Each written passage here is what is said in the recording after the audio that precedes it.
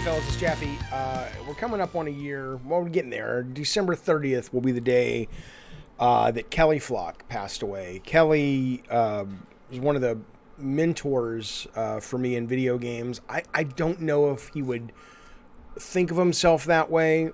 And it's not like, he and I went out to lunch, every month and he knew he was mentoring me. But he was always there with advice, everything from when I was just coming out of test at Sony all the way up to like right before I started Bartlett Jones. He was available, he was wise, he was experienced, he was funny as fuck.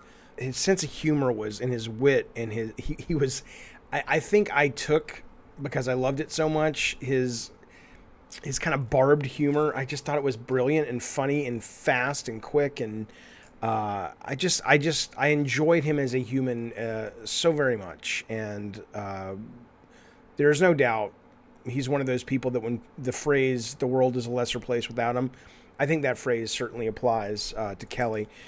I've dreamt about him a couple of times since he died. I've been dreaming, I dream about people who have died a lot. I don't know if that says something more about me and my psychology, or it says more about the fact that maybe the dead really do visit us. Who knows? I don't know. Doesn't really matter. All I know is I miss him.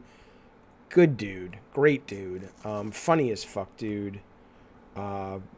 What a maverick in the literal sense of the term. This is an interview I did with Kelly about maybe a little more than a year before he passed away. We started off wanting to talk about the Twisted Metal live action movies because it was for a show I was doing on YouTube about those movies. But we touch on that a lot. We talk about Single Track. We talk about Road Trip. We talk about Jet Moto. We just talk about those early days of PlayStation. There's a lot of good stuff here, and there's a lot of wisdom here, and there's a lot of history here just about the way things were back in the day at PlayStation and Sony. I never asked Kelly what he thinks happens after we go. I don't know what he believed. I don't know. I really don't know. I don't get the sense he was a very religious guy. If somebody told me he was an atheist, I would believe it, but you never know with people. But wherever you are, Kelly, if you're around, I miss you, and I thank you very, very much, man. And this is our conversation we had. We're going to call Kelly Flock now. Kelly was the executive at Sony, ran 989, did all these huge career in the business for a very long time, and he was running the show, and he was the guy that made the decision working with me on these Twisted Metal movies. So let's find out how he remembers this stuff. Hello. Hey man, it's Jaffe. Is it a good time? Or are you still cooking? Yeah. No, I'm done. Okay. All right. Well, you thank you for doing this, Kelly. You're on a live stream with people. We've been talking for the last hour about the Twisted Metal movies. I am very surprised because let me just first. I told everybody, you started at LucasArts in the warehouse. I remember that. You went on to run was it like Lionsgate and then obviously Sony 989, Vanguard? No. Yeah, go ahead. I started Electronic Arts. Oh, yeah, you ran LucasArts. What was your... Yeah. That's right. You The started trajectory was EA in October of 84. I was hired as Christmas help by my former record store manager, who was running EA's warehouse. And then in February of 85, they brought me on in full time. In January of 86, they moved me into marketing. And in summer of 86, I left for Activision, which was then Mediagenic. And then in 90, I went to LucasArts. And you were the head of LucasArts for a while, is that right? Yeah, the last year I was there, 90, from summer 92 until spring of 93. Okay. I was the general manager. Got it. And then there was Lionsgate, right? Because I know you worked No, it was Trimark. What was the Leprechaun movie? Leprechaun and Warhawk and plenty of cheesy movies. That's right. Okay, and that's where we're going. So you had some experience with cheesy movies, and then and then you came over to Sony. So you've seen a lot. Obviously, one of the key guys in that time. You were at Sony, and when you came to Sony, these movies, you didn't greenlight these movies, right? You came in and No, you had made them. Yeah, right. I didn't greenlight. Yeah. And you probably wouldn't have, right? Because I'm fascinated to this day how I somehow convinced Sony to give me over $100,000 to go off with no experience and make these fucking movies. I don't know if it was Becker just having total belief or if it was other people, but I'm amazed that these got made. I mean, that's number one. Well, at the time that it got greenlit, it would have been Becker talking to Rich Robinson, talking to Lester Greenman. Right. And Lester getting approval from probably Olaf. So that was probably the chain of command. But at $100,000, that wouldn't have been a big enough expenditure even back then. I doubt it got to Olaf, but it probably got to Lester. Okay. So he probably signed off on it. Okay, clearly, yeah. So you come in, and what was your first experience? Do you remember seeing these and having to deal with these? I saw them kind of when I first saw Twisted Metal. Okay, it wasn't called Twisted Metal at the time. It was still some working title. It was like High Octane or something. Yeah. Yeah, I think it was High Octane. And Jeff Fox and Peter Dilley were wrestling with the title stuff, and I remember it was in the parking lot at MGM where we were discussing the titles, and I had seen a list from the brainstorming session. You were probably in, I don't know if you were in that or if it was just marketing. Okay. Where I guess they wrote a bunch of titles on a whiteboard, and there were probably 30 or 40 titles on that list. And I told them, I said, I think the title's Twisted Metal, and they all agreed and brought it to you guys, and you guys all signed off.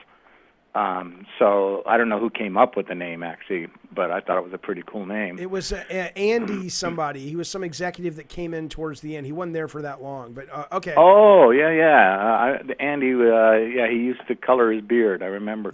That's right. Okay, so how did you encounter the movies for the first time?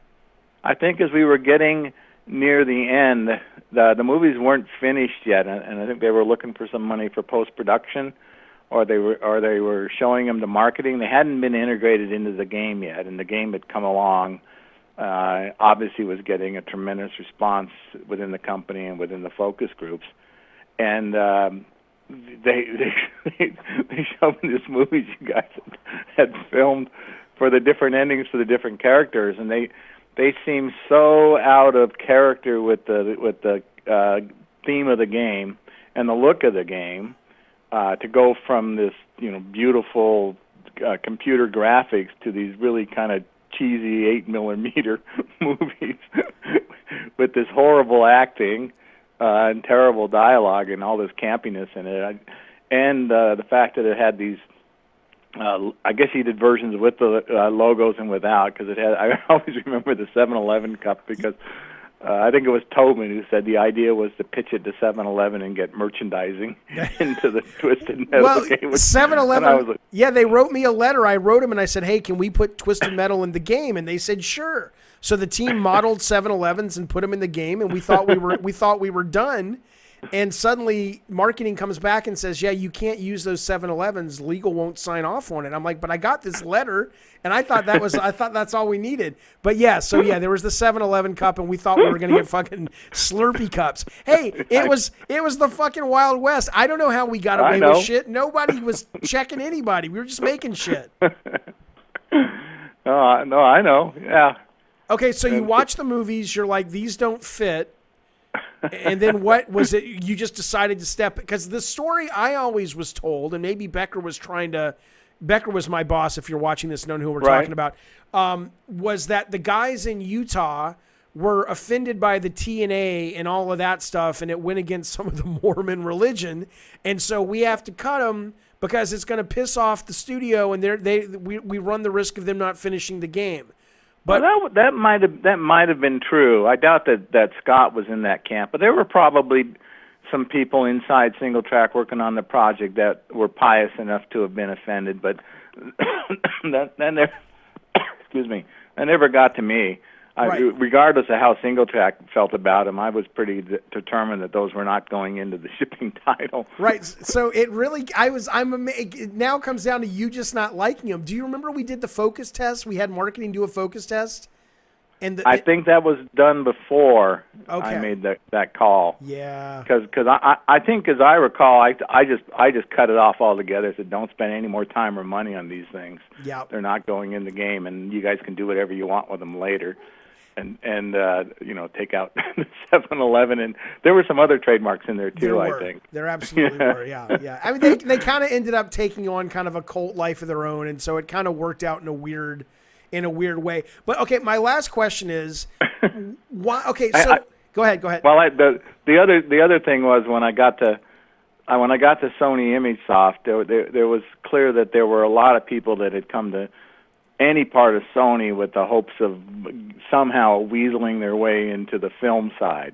Oh, so okay. I also saw these movies as being done by people that weren't all that tremendously committed to making games, but were trying to put together a demo reel and figure out how to get over into the picture side. Now, that probably wasn't true. That never entered anybody's mind. Right, but there were people in other functions inside Sony ImageSoft and corporate that were spending a lot of time trying to make connections and wine and dine people in other areas of Sony to try and get into a real division. I see.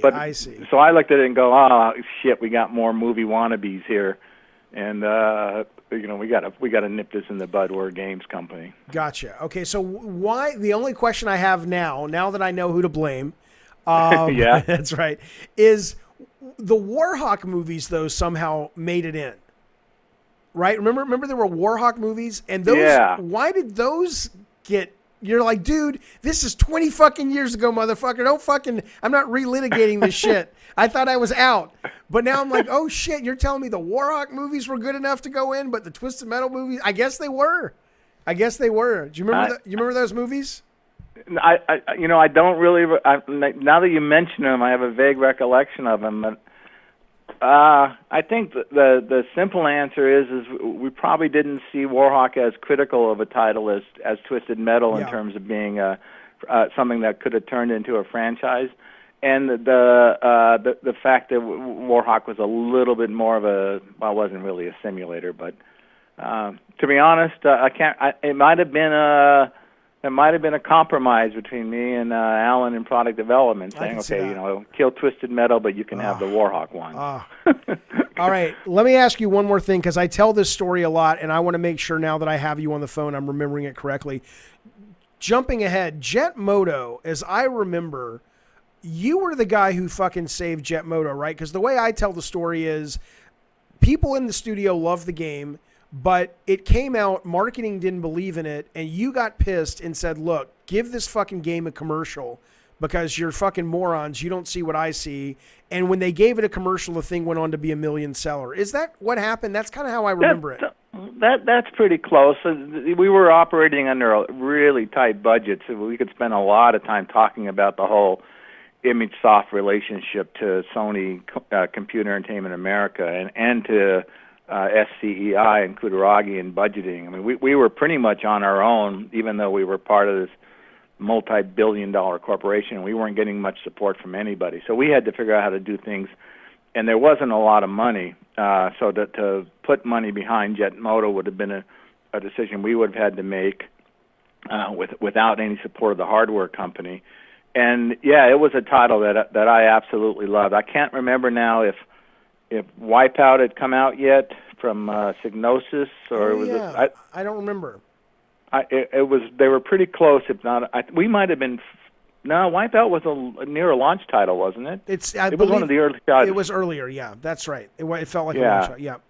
And it had done so well that it certainly showed there was a market for this. And Jet Moto was just. It was cool. It was fun. I always liked takes on the racing genre. When I was at Activision in '89, we had done a little game called Death Track. I was which was cars with guns, and I was always in favor of that. And Jet Moto was such an interesting take on the whole kind of motorcycle idea and jet ski idea with the tracks, and it was clearly something that if we could establish would have been easy to make annual sequels out of, which we tried to do, and it didn't quite work out because of some other reasons. So.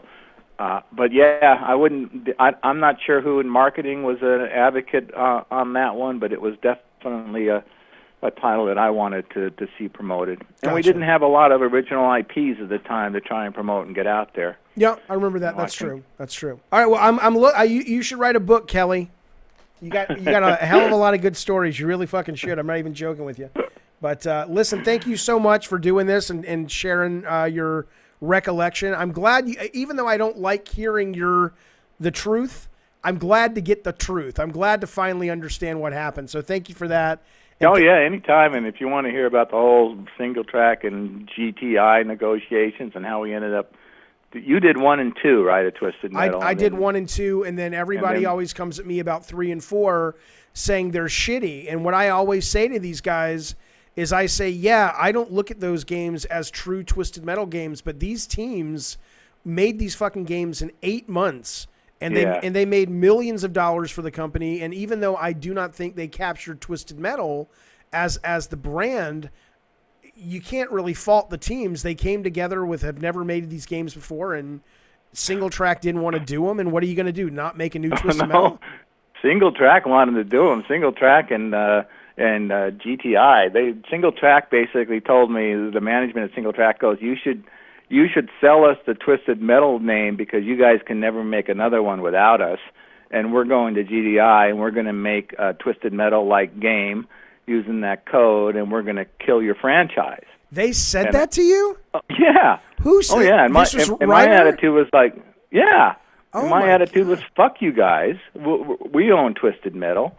And then I went to the teams and I said, they're going to come out with a Twisted Metal competitor. They've got the code, and they're going to be able to get it out by next fall. And if we're not there, we're fucked. And so I said, I don't care what it is, but it's got to be something we can put it in a box. And, we're not going to stand up and say this is the greatest game ever, but it's got to be serviceable. And it wasn't that terrible of a game. And it did its work. And in fact, Ryder said to me later, he goes, you just can't beat the brand. Because he knew Rogue Trip was better than Twisted Metal 3. Yeah. We all knew that. But it was defending our IP. And the fact that, you were able to go on and do Twisted Metal Black is only possible because we were able to kill Single Track and GTI. Well, look, man, if I didn't know that story, if I had known that was the story, I would have made you guys some fucking movies for those games. Some live action fucking movies. Man, yeah. I know, yeah. I did not know that. Easter eggs. Yeah, right. I did not know they said that. What a bunch of fucking dicks. What an arrogant fucking thing to say. That's shitty, man. Well, if you think, when I had to go back and reread the Single Track contracts, because normally a publisher will lock in anti-competitive clauses. Right. And not just the title itself, but the look and feel of the game. And you don't do a deal where you fund someone to build all that technology and then allow them to go off and make a competitive title a year later. And then when I read those agreements, I went, well, what fucking idiot did these deals? And of course, it was out in New York. Right. And there was more than one situation like that, but that was one of those things where, well, this aggression will not stand, man. Good for you. I did not know that was happening. That's great, man. That's fucking awesome. Well, I mean, we even went to Single Track and said, we'll buy you. We were willing to make that fight, but they'd already gone down the road with GTI. Ron Chamowitz there, and Ron Chamowitz tried to hire me before I joined Sony. Right. So we had a little bit of a history there because I blew him off at the end of it for a very simple reason, which would take a little while to go into. I don't know if you have time, but.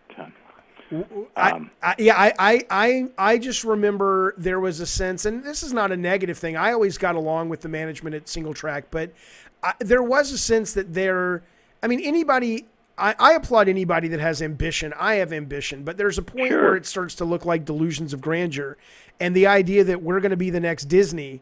And so maybe they were kind of maneuvering like they really had a pot to piss in. And I'm just... Well, they did have a pot to piss in terms of the fact that they had built this pretty cool technology. But I always felt that you had been the primary and creative force behind it with Alan and the other people at Sony, and that Single Track were good implementers, but they weren't necessarily the most creative people. But for the issue was really the top three guys at Single Track, which did not include Scott. It was Ryder and his finance guy and one other guy, wanted to cash out. And this was, I think it was $30 million or whatever.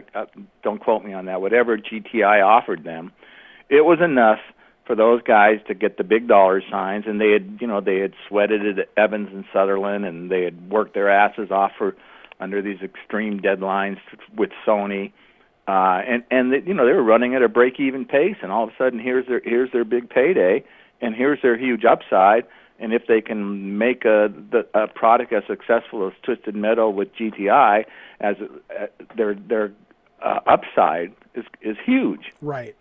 And it's hard to fault them for any of that. What I was more angry at the fact that Sony had cut a deal that would allow a developer to weasel out from under their obligations and not have any sort of non-competition protection for the asset that we had helped them build. Oh, yeah. I'm more annoyed that they just think they can snap their fingers, though, and capture, what made Twisted Metal just with the tech. I'm like, you motherfuckers, there's a lot of creativity and heart in this game that was not in Road Trip, so fuck you. Right. That's what I'll say. Well, and that's exactly what the reviews kind of said, too. No, we knew that they weren't going to be able to capture whatever that magic that worked in Twisted Metal 1. Yeah. Which was probably the fact that we deleted all those terrible cheesy movies. Yeah. You're going to hell. These are brilliant. And we focused, and we made the focus Sweet Tooth. He wasn't that's originally. That's right. The central character. I was telling the chat that I was just like, Sweet Tooth was Sweet Tooth, but it wasn't until marketing did the cover with the head, and even though it was on fire in the flat 2D sprite, we never really thought about a flaming head until marketing, made it sort of like a human head, and suddenly it took off and became the mascot. It was surprising, at least to me, because you're right, that was never the goal. Yeah, no, when I was working with marketing on that, I was always trying to find the hook and to draw people in, and we got on him right away. I don't know if the Killer Clowns were a genre yet at that time, if had Stephen King published it yet? I think he might have, actually. He had published it. Killer Clowns was out, but I had never seen it. I was more... Killer Clowns from Space? Yeah. Terrible movie. I know. Terrible I was more into the Poltergeist clown is what I knew. Yeah. And there were some clowns in Spawn, but people ask about Killer Clowns all the time. Was that the inspiration? I'm like, maybe for marketing, but certainly it wasn't for me. No, not for marketing. That movie is so campy and cheesy. It was. We wanted the real horror aspect of it, and Killer Clowns from Outer Space is not really a horror movie. Right. It's a more MST2K kind of movie. Okay, so let me ask you one more quick question then. So these movies were terrible. You are running the show when we make Twisted Metal 2. What in the world is going through your mind then when I come to you and say, now I want to make movies for Twisted Metal 2, which turned out great, by the way. But do you even remember that conversation? Because I'm like, why in the world would you guys have said yes after these? Partly because some of the backlash we got from all the people that had worked on the first round of movies was there was a little more disappointment than we expected. Oh, okay. Because we thought there was more uniform agreement that these things were just awful. That was one. Two, I think the scripts were better for the second round. I think we got a chance to see those before those were greenlit. That could be it. That makes sense. And because we had scripts the second time around. Yeah, exactly. and we thought the production values would be better, and we knew the brand was strong enough that even if they were absolutely terrible, they were going to be at the end. They were kind of Easter eggs, and you always want to add new features of some kind that you can talk about in the press and get attention for. So right. All those things kind of added up to it. It's not going to detract from the gameplay. It's not going to be something where when people think of Twisted Metal, they're going to think of these cheesy movies at the end of the game. They're going to just kind of be there as almost an Easter egg, and those are the kind of things you want in a sequel where you got to put in something new. You just can't do the same thing over again. Okay, very last question, I promise, which is do you miss this world? Do you miss making games, or are you glad you're done? I'm glad I'm done. I don't miss it. It was extraordinarily stressful. It was a huge amount of time commitment in reading and making the decisions, And at the time that we were all going through it, in addition to wrestling with just genres and content and where the market opportunities are, you had to make all these decisions related to what kind of technical direction you were going to go in, and on top of that, navigating a corporation like Sony wasn't any fun at all, and even THQ had its issues, and there was only one guy to deal with there. But right. Certainly Sony was not the most pleasant place to work, although it was certainly financially rewarding given the success that we were able to have there. But right. the whole, when I walked into Sony ImageSoft in 1995, and the first thing I saw was this huge movement coming out of SCEA to basically shut us down. All this crap in the press that their PR department were talking about. They were saying every time we do a press conference, people ask us how we're going to be successful making a hardware platform when we've been the shittiest game development company in the industry for years. And their answer was, yeah, it was. But there was a lot more talent at Sony ImageSoft than anybody knew. Yeah.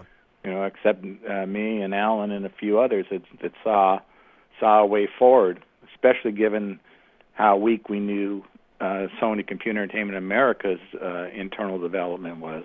Right. Got it. All right. Well, look, Kelly, thanks for the time. And let me just say, and you know this, whatever. There's like 3 people that are key responsible for my career, and you're one of them. So I just want to say thank you for that. You really did.